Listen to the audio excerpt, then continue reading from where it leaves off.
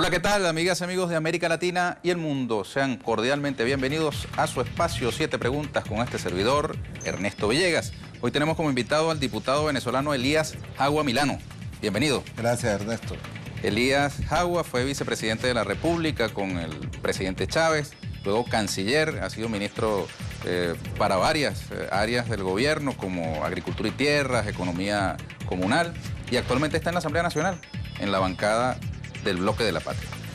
Elías, este programa tiene una dinámica particular. Aquí hay 10 preguntas previamente redactadas por este servidor. Usted solamente conoce el número que las distingue.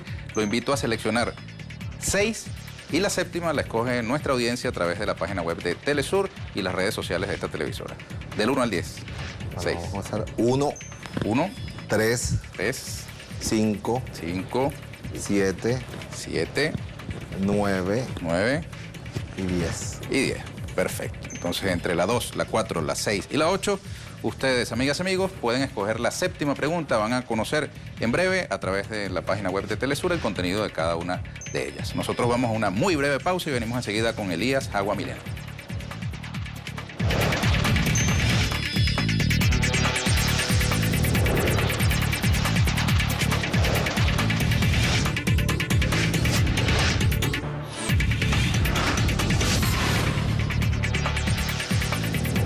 Bien, nuestro invitado de hoy, Elías Jagua Milano, fue vicepresidente de la República, fue canciller de Venezuela y actualmente es diputado a la Asamblea Nacional por el Bloque de la Patria. Es además miembro de la Dirección Nacional del Partido Socialista Unido de Venezuela. Vamos directamente con la dinámica de este programa. La pregunta número 1 dice lo siguiente: ¿qué se siente, Elías Jagua, celebrar su cumpleaños el mismo día en que se conmemora la muerte del libertador Simón Bolívar? Un compromiso. Es un compromiso, ¿no? Además está referido a una historia familiar, ¿no? Mi mamá refiere que nací exactamente a la 1 de la tarde. Cuando ella estaba dando a luz, estaba cerca de una Plaza Bolívar y escuchaba el himno nacional. Quizás toda esa historia que mi madre cultivó fue generando en mí el amor a la patria, el bolivarianismo y este compromiso de patria que tenemos. ¿Y de dónde le viene a Elías Jagua la inclinación hacia la izquierda? Porque entiendo que su papá era copeyano, ¿no? Mira, del Partido Social Cristiano Copey. Sí, correcto. Mi papá fue diputado por el Partido Social Cristiano Copey, pero mi mamá siempre más bien tuvo ideas progresistas y nos fuimos a vivir en Maracay.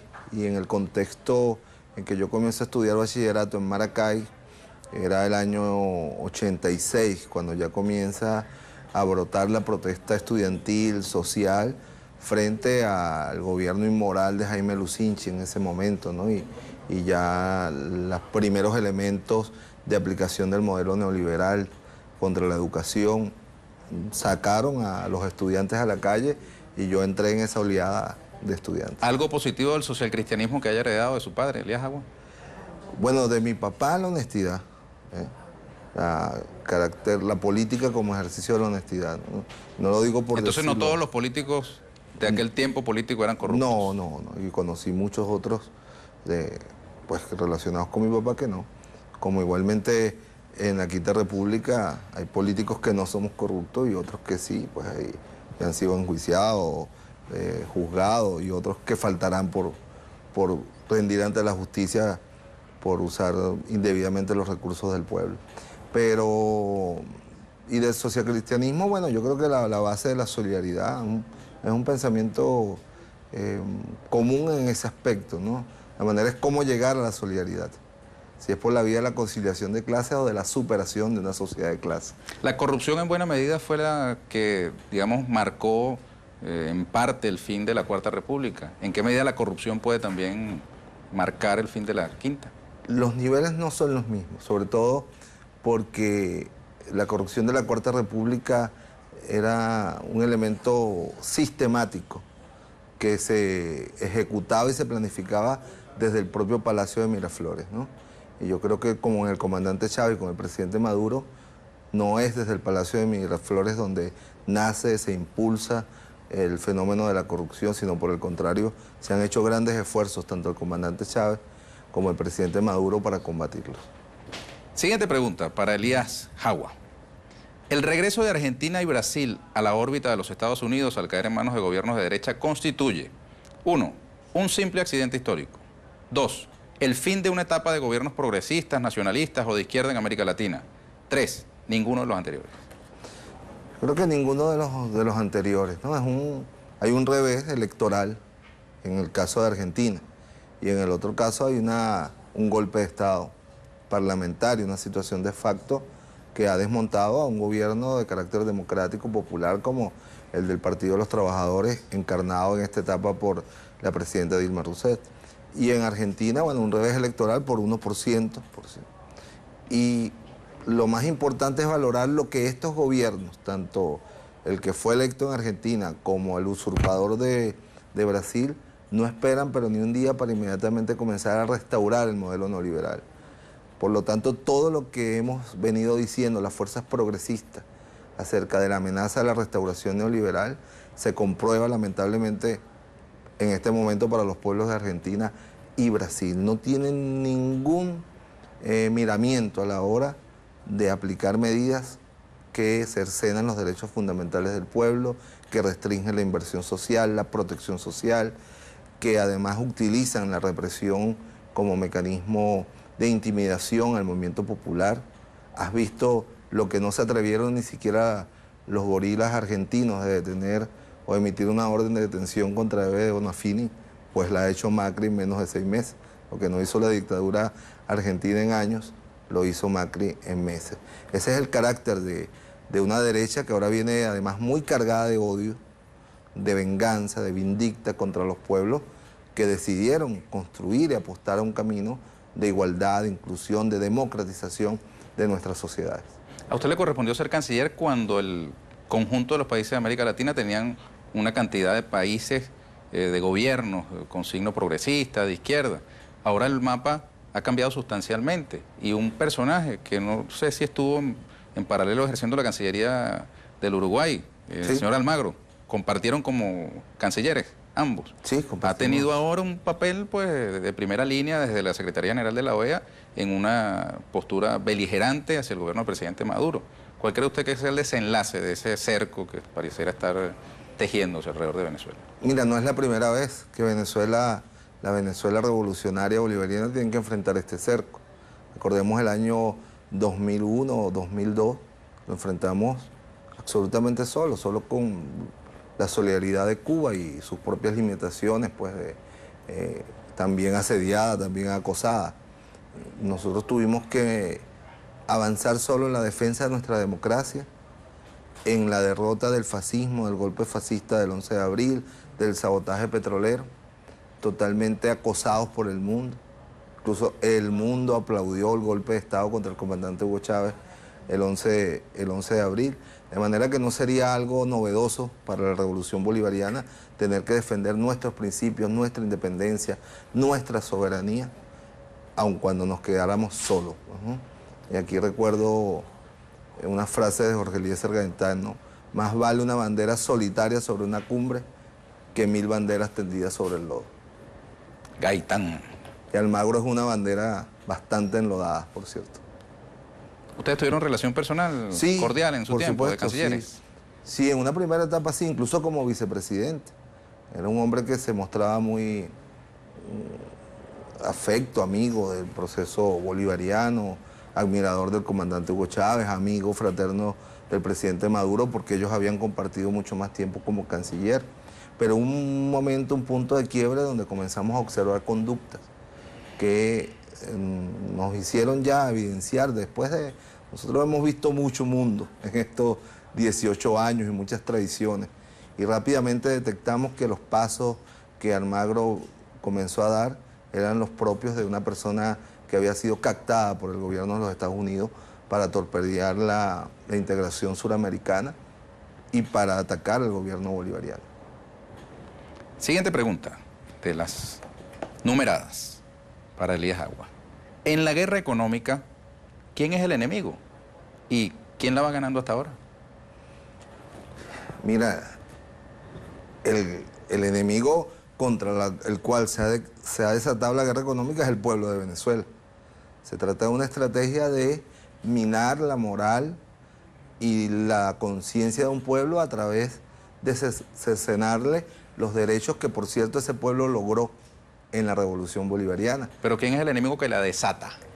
Bueno, en primer lugar, la oligarquía venezolana, los grandes monopolios. Venezuela es una economía dominada todavía, así tenemos que decirlo autocríticamente. 17 años después de la Revolución, la economía venezolana está dominada por los monopolios capitalistas, de la producción y distribución de alimentos, fundamentalmente, de los medicamentos, de los productos esenciales de la vida. Avanzamos nosotros en un conjunto de elementos como las telecomunicaciones, algo en el sector financiero, pero el grueso de la economía sigue estando en manos de los sectores monopólicos y de la gran banca. Aupados y apuntados. Es un reconocimiento, si se quiere, grave, ¿no? Después de tanto tiempo que sí, estemos en manos de los mismos poderes del pasado. Es verdad, porque la primera etapa de la revolución fue expandir, crear y expandir un sistema de protección social, con la característica de Venezuela, que al tener una renta petrolera, podíamos hacerlo y lo hicimos, y lo seguimos haciendo en medio de las dificultades, hacer una redistribución democrática de esa renta petrolera. Pero el comienzo del proceso de democratización de los medios de producción, de los factores de producción, comenzó apenas hacia el año 2007, 2008, cuando el comandante Chávez comienza a aplicar la Constitución en materia de democratización de la propiedad, la lucha contra el latifundio, la lucha contra los monopolios. De manera que el proceso apenas comenzaba, porque nuestra primera prioridad fue proteger al pueblo, ¿no? Reducir la amplia desigualdad en la distribución de la renta petrolera y lograr sacar a importantes contingentes de la población de la pobreza, como lo hicimos. Ahora, el principal enemigo entonces, el que desata la guerra económica. Capital monopólico nacional venezolano. Apuntalado, sin duda alguna, por el gobierno de Estados Unidos, que brinda protección, por ejemplo, a uno de los elementos más importantes de la guerra económica, que es el dólar paralelo, cuyas plataformas tecnológicas para posicionar un tipo de cambio que no es el que se corresponde ni al legal, ni siquiera al propio mercado capitalista, opera desde los Estados Unidos con abierta impunidad. Ok, ¿y quién va ganando al día de hoy esa guerra económica? Estamos en pleno combate, es un duro combate que sin duda alguna ha tenido efectos dolorosos para el pueblo venezolano, sobre todo porque un pueblo que había logrado y había conquistado en la primera década de la revolución las cosas que nunca tuvo antes, de repente abruptamente siente que esos derechos fundamentales han sido vulnerados. Venezuela cuenta con un sistema de distribución de alimentos subsidiados que no tiene ningún país del mundo. Eso nos los vulneraron como parte de la guerra económica. Venezuela cuenta con un sistema de medicamentos gratuitos y de bajo costo, medicamentos de enfermedades complejas que son absolutamente inalcanzables para cualquier persona trabajadora en el mundo. En Venezuela son gratuitos, ¿no? Pero eso hoy está vulnerado.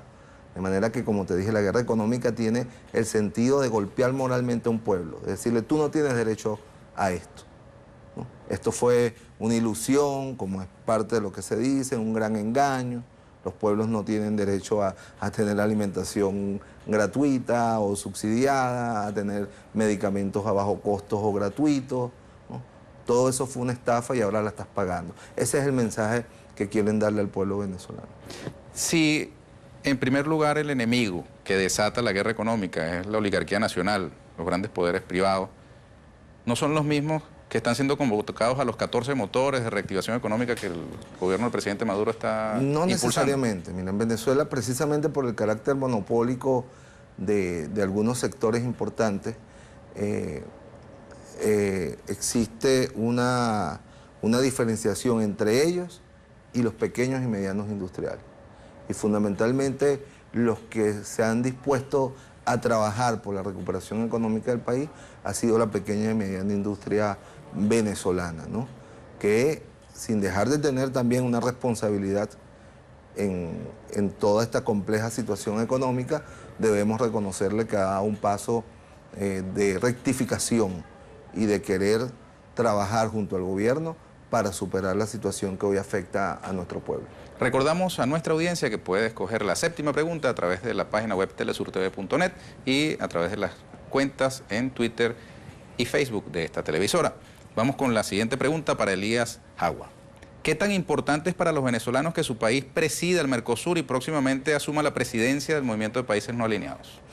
Bueno, es un reconocimiento al posicionamiento que la Revolución Bolivariana, primero bajo el mandato del comandante Hugo Chávez y ahora del presidente Nicolás Maduro, logró. Venezuela era un país absolutamente aislado en el mundo por su subordinación a las políticas norteamericanas, con lo cual no era respetado ni querido en el mundo porque siempre estábamos alineados respaldando las agresiones de Estados Unidos contra los pueblos de África, contra los pueblos del Medio Oriente, ¿no?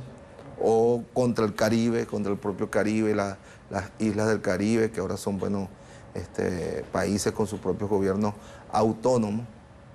Y nosotros hemos logrado romper en estos años de revolución y posicionarnos en una nueva dinámica de la geopolítica mundial que nos permite el reconocimiento de ser presidentes en este momento de UNASUR, de Mercosur, ser miembros del Consejo de Seguridad de las Naciones Unidas y vamos a asumir la presidencia del Movimiento de Países No Alineados. La cumbre de... Estamos en 4 instancias internacionales, lo cual implica un reconocimiento de la inmensa mayoría de los países del mundo al esfuerzo de Venezuela por constituirse en un país soberano. La cumbre de los países no alineados en la isla de Margarita no está en riesgo tras el episodio vivido por el presidente Maduro en un poblado en el que hubo un encuentro con factores de oposición. Es un episodio menor y forma parte del día a día que vivimos todos nosotros que estamos en la calle. El presidente Maduro y nosotros somos dirigentes que estamos en la calle. Nosotros no andamos en una burbuja y andamos interpelando y siendo interpelados. Eso es una práctica que el comandante Chávez desarrolló y que nosotros hemos continuado, ¿no? Nosotros no le tenemos miedo al debate cara a cara con sectores opositores que en el seno de la población nos podamos encontrar en el desarrollo de nuestras actividades, ¿no? Y para nada, el pueblo de Margarita es un pueblo absolutamente pacífico, un pueblo que está emocionado de recibir esta cumbre como recibió la cumbre de los países África-Suramérica que presidió el comandante Hugo Chávez en el año 2009, más o menos para esta fecha del año 2009, y esa cumbre fue un verdadero éxito, como lo va a ser esta de los países no alineados, donde Venezuela asume la presidencia de un grupo que está integrado por más de 130 países.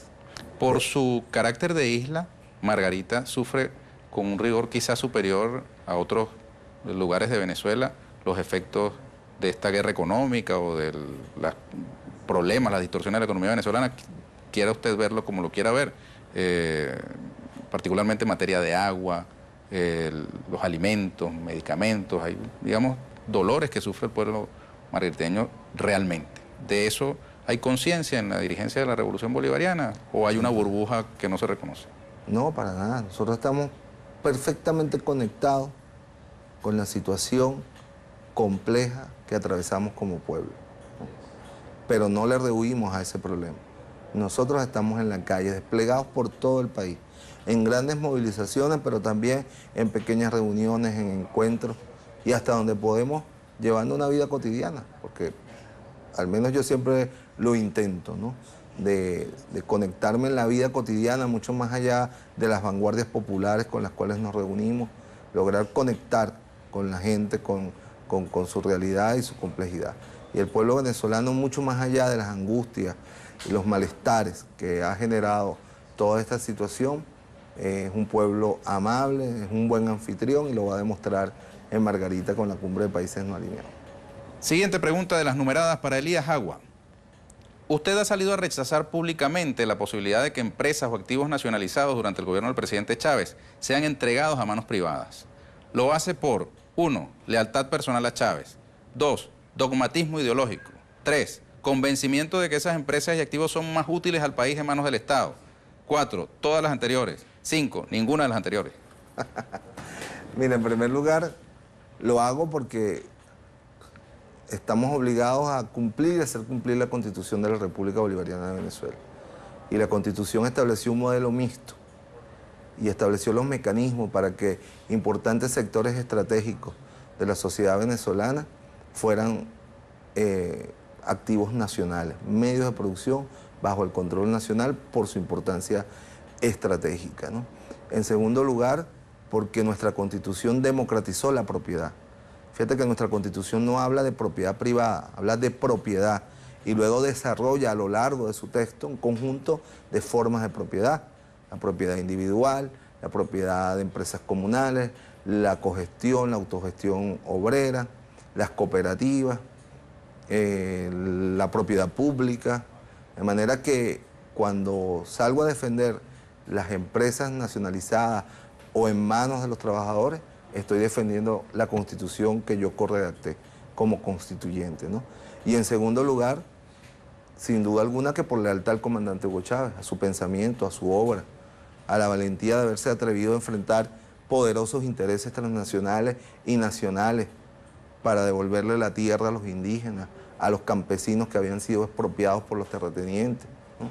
Por haber ocupado empresas que fueron abandonadas por los capitalistas y dejaron a los trabajadores sin empleo.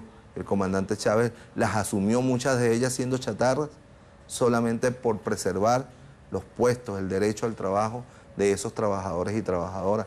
Todo eso vale la pena defenderlo. Y eso no es dogmatismo, eso es ser leal a un pueblo, a una constitución y a la construcción que un hombre con mucha valentía se atrevió a hacer de devolverle al pueblo lo que al pueblo le pertenecía y se lo habían expropiado. Ahora, que esté en manos de los trabajadores o del Estado no es garantía de funcionamiento eficiente. Hay que hacerla funcionar eficientemente, pero que esté en manos del capital privado tampoco. Y te puedo poner ejemplos, miles, las azucareras, por ejemplo, un verdadero desastre. Es una vergüenza cómo los capitalistas que manejaban el negocio del azúcar dejaron los centrales azucareros que se los habían subastado a precio de gallina flaca porque eran del Estado, recordemos esto. Casi todo lo nacionalizado y todo lo recuperado eran bienes del Estado que en la orgía neoliberal de los 90 habían sido subastados a precio de gallina flaca, generando además explotación, flexibilización. El reto es lograr la máxima eficiencia. Y no es cierto que todas son ineficientes, esa es otra matriz que hay que combatir. Hay bastantes ejemplos, y no pocos, de tierras productivas en manos de campesinos, de comunas, de empresas autogestionadas por los trabajadores que aún en medio de la guerra económica están produciendo con su propio esfuerzo, y eso también hay que reconocerlo y eso hay que defenderlo. Siguiente pregunta. Por lo pronto, solo que te quiero decir algo para Dígalo. que quienes nos oyen, el tamaño de las empresas en manos de los trabajadores o propiedad social en Venezuela es menos del 1% de la industria nacional. De 30.000 empresas censadas, solo 270 son empresas de carácter nacional o en manos de los trabajadores. De O sea que manera Venezuela tampoco no es la Unión Soviética. no es la Unión Soviética, por lo tanto no se puede responsabilizar de la actual situación económica a 270 empresas nacionalizadas. Habría que responsabilizar a las 29.000 empresas capitalistas que no producen y que no distribuyen justamente. Siguiente pregunta para Elías Agua. La oposición ofrece a los venezolanos un referendo revocatorio como panacea para todos sus problemas. ¿Qué le ofrece el chavismo? Estabilidad, prosperidad, la recuperación de la prosperidad que logramos solo en la Revolución Bolivariana y la expansión, ¿no? Direccionalidad política, un proyecto honesto, transparente, expuesto sin cartas bajo la manga, como son los proyectos de la derecha que nunca dicen cuál es el proyecto, pero afortunadamente, aunque lamentablemente para los pueblos de Argentina y Brasil, simplemente tenemos que ver, ese es el proyecto, el de los tarifazos, de los servicios públicos, el de la eliminación de los programas sociales, el de la represión contra los sectores populares, el de la negación de los derechos políticos alcanzados como el protagonismo popular por estas sociedades bajo los gobiernos progresistas del Partido de los Trabajadores y del Frente Amplio. Veamos cuál es la séptima pregunta escogida por nuestra audiencia. ¿Cuál es? La séptima es la numerada con el número 6. Si tuviese una máquina del tiempo que lo devolviera a su época de ministro de Agricultura y Tierras, ¿qué políticas corregiría para que Venezuela tuviese una agricultura más fuerte y dependiera menos de las importaciones? Mira, Yo soy muy autocrítico, pero yo te diría, no fueron las políticas de Elías Agua, fueron las políticas del presidente Chávez y de la Revolución Bolivariana. Te las enumero. Exoneración del impuesto sobre la renta, ¿no? Tasa preferencial agrícola entre el 4 y el 12%. Una cartera obligatoria por ley de la banca privada al sector productivo. Combustible subsidiado, electricidad subsidiada, agua subsidiada, inversión en infraestructura de riego, de carreteras, ¿no? Subsidios directos a los productores, fertilizantes subsidiados.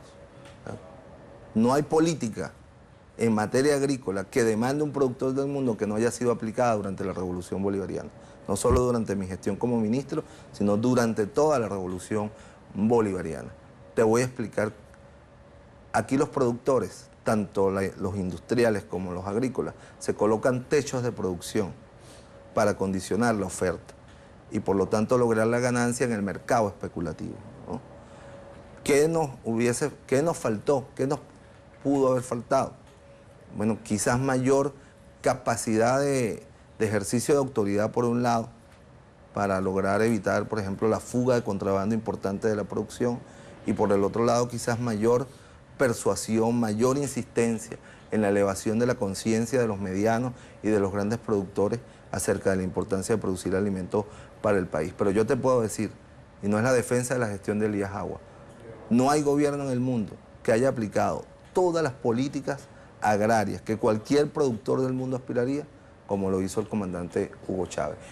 ¿Y por qué entonces la dependencia? Y quien no sea mezquino, mezquino tendrá que reconocerlo. ¿Y por qué la dependencia de las importaciones? Porque nos enfrentamos a una burguesía agrícola absolutamente obsesionada con la idea de que la ganancia la obtiene en un precio especulativo y no en el incremento de la producción y los rendimientos. Y se ponían y se siguen poniendo techos de producción para condicionar la oferta. Y eso lo puedo debatir con quien sea y donde sea. ¿Y cuál es la solución? ¿Ah? ¿Cuál es la solución? Bueno, avanzar en primer lugar en diversificar las formas de propiedad o de producción de la tierra, ¿no? Ya que estos sectores medianos y grandes es imposible, aun con todas estas políticas de estímulo, convencerlos. Lo que hay es que lograr entonces expandir y democratizar los productores. Y eso es una limitante también en Venezuela, porque en un país donde la economía de servicios tiene un peso fundamental, donde el 80% de la población vive en las zonas urbanas, es muy difícil entonces quien se dedique al trabajo agrícola. La agricultura en Venezuela es un tema complejo que lleva mucho esfuerzo, mucho tiempo, mucha inversión y mucha creación de de retomar la cultura del trabajo productivo agrícola que perdimos. Vamos a cosechar aquí una pregunta adicional. La oposición venezolana desconoce la movilización del chavismo el 1 de septiembre y la vocería del chavismo minimiza la importancia de la movilización que esa misma oposición hizo en esa misma fecha en Caracas. ¿Se subestiman los dos factores políticos que están en pugna en Venezuela mutuamente? Nosotros nunca hemos subestimado a la oposición y reconocemos, el presidente Maduro en el acto del 1 de septiembre reconoció a las miles de personas que marcharon, se estiman 25.000, 30.000 personas de la oposición, ¿no? Y sobre todo, los organizadores de la oposición dicen que fue 1.100.000.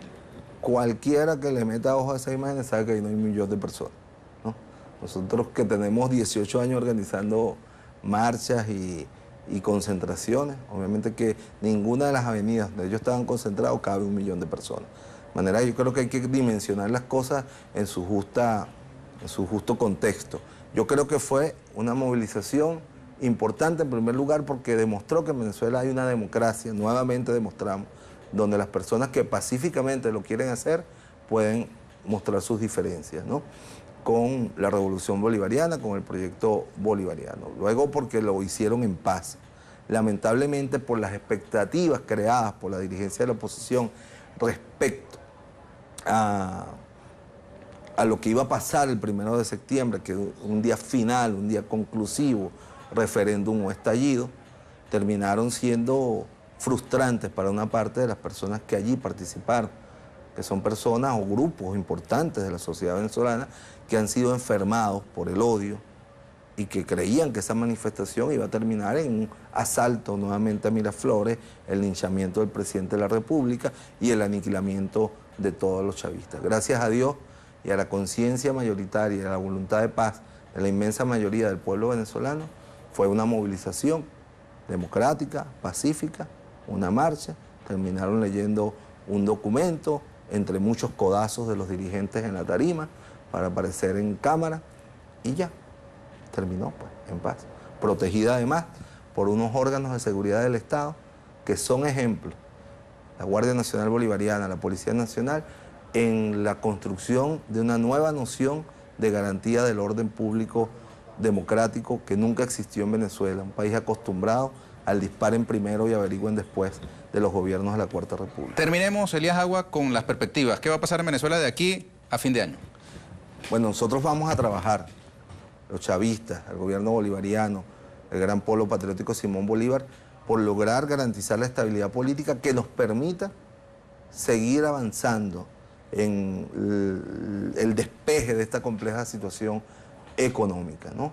Lograr mejorar la distribución de alimentos y otros productos, medicinas, bienes esenciales, servicios básicos, para poder amanecer el 1 de enero del 2017 con una mejor situación respecto al abastecimiento de productos y de la situación general de la economía venezolana. Por eso hemos insistido tanto en el derecho a la paz que tiene el pueblo venezolano para avanzar. Y por eso seguimos insistiendo, acompañando al presidente Nicolás Maduro, a que la oposición venezolana deje de hacer política a costa del dolor, del sufrimiento, de la angustia de nuestro pueblo y se siente a dialogar políticamente con nosotros para encontrar un mínimo de reconocimiento que afecte en lo menor medida al pueblo venezolano. Perfecto. Muchas gracias, Elías Agua. Éxito. Bueno, amigas y amigos, con esto hemos llegado al final por el día de hoy. Nosotros los invitamos para una nueva oportunidad en 7 preguntas con este servidor Ernesto Villegas, siempre con muchísimo respeto por ustedes. Hasta la próxima.